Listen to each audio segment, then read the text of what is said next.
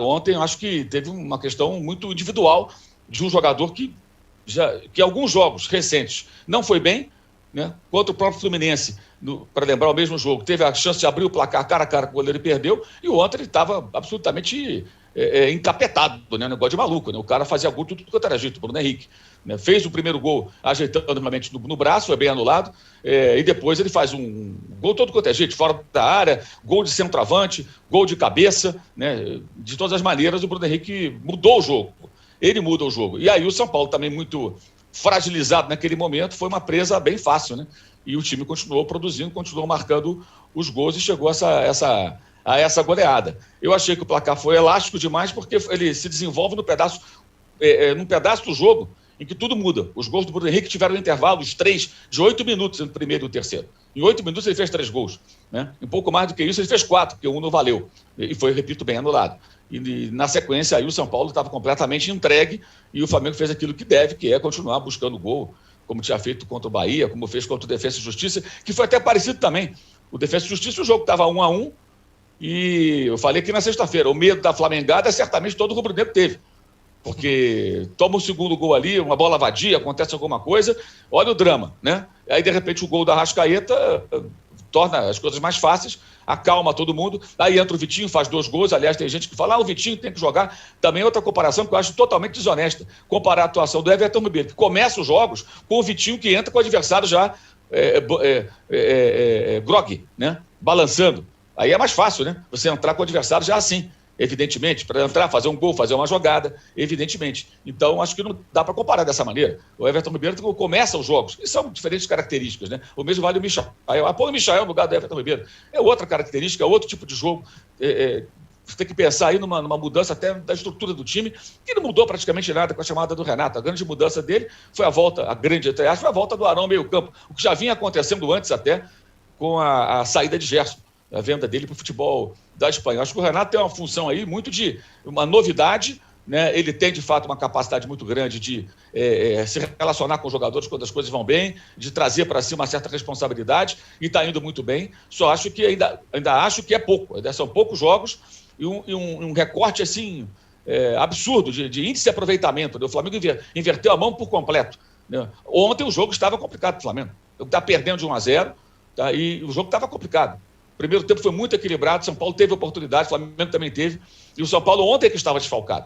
E o jogo não estava fácil. Aí, de repente, o jogo ficou fácil. Acho que ontem, para mim, os méritos e o cara que tem que ser destacado é o Bruno Henrique. O que ele fez ontem foi uma atuação absurda, comparável àquela do Corinthians no 4-1 no Maracanã, em 2019, quando ele também fez 3 gols. Ali o Gabigol não estava em campo, estava suspenso, e ele resolveu. E vários outros jogos ele resolveu ao longo do tempo aí, né? Contra o Inter na Libertadores no Maracanã, ele fez 2 gols. Ele gosta de jogos grandes, já fez gols em vários clássicos cariocas, tem sido o artilheiro do Flamengo nos jogos contra Vasco, Fluminense e Botafogo, e também contra os rivais mais importantes de outros estados, que é o caso do São Paulo. Então, acho que o Bruno Henrique ontem foi o cara que fez realmente a diferença. Eu acho que é questão de nível técnico mesmo, um jogador muito acima da média, que tem tido partidas ruins, outras boas, mas ontem foi um negócio absurdo. Assim, para ficar na história. O que esse cara fez em poucos minutos é raríssimo. 3 gols em 8 minutos, um de fora da área espetacular, um de cabeça e o outro aparecendo como centroavante. Aliás, nisso eu gostei também da opção do Renato. Tirou ele da ponta esquerda. Ele jogou mais fixo pelo corredor esquerdo contra os Defensa e Justiça. Ontem ele teve mais liberdade para entrar na área. O Bruno Henrique tem que ter essa facilidade, ele tem essa facilidade, tem que ter essa liberdade, para aparecer também como centroavante em alguns momentos, né? E o gol de ontem, o segundo, o mais bonito, lembrou o golaço que ele fez contra a LDU, por exemplo, lá na altitude, que foi uma bela jogada trabalhada, coletiva, e a finalização do mesmo lugar, batendo na bola de uma maneira muito parecida e buscando sempre o ângulo esquerdo do goleiro, né? Então, acho que ontem o jogo ele merece ser celebrado pelos rubro-negros, obviamente, mas passadas algumas horas, tem que se olhar um pouquinho, de forma um pouco mais profunda para o jogo. O jogo não foi essa facilidade toda. O jogo ficou mais fácil para o Flamengo, mas ele não foi. O do Bahia, não. O Flamengo foi construindo a vitória desde o começo. Sempre muito melhor que o Bahia.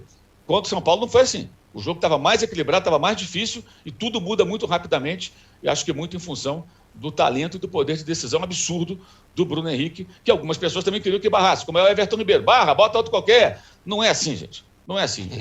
Esses caras são jogadores muito acima da média, podem ter uma fase ruim, mas não é qualquer um que está no banco que vai entrar, põe qualquer garoto, isso é conversa fiada. Então monta um time com garotos e vê o que acontece. Se fosse tão fácil assim, né? Todo mundo teria time de garotos, é mais barato, né? O Corinthians do Juca está contratando um monte de jogador. Por que não põe um monte de garoto? Porque não dá. Então, se quiser formar um time mais forte, você vai ter que buscar jogadores. E vai mesclar com alguns garotos que se destacam. Então, acho que é preciso até respeitar um pouco a história desses jogadores, que já é pesada, né? E já são jogadores históricos do Flamengo. Qualquer coisa já querem barrar, já querem execrar, como acontece hoje com o Everton Ribeiro, e aconteceu recentemente com o Bruno Henrique, que não vivia uma boa fase, queriam que ele fosse embora, que ele fosse barrado, põe outro, põe o Lázaro, põe não sei quem. Não é assim. E ontem ele provou que não é assim. É um jogador absurdo quando ele está num dia inspirado como foi ontem. Uau!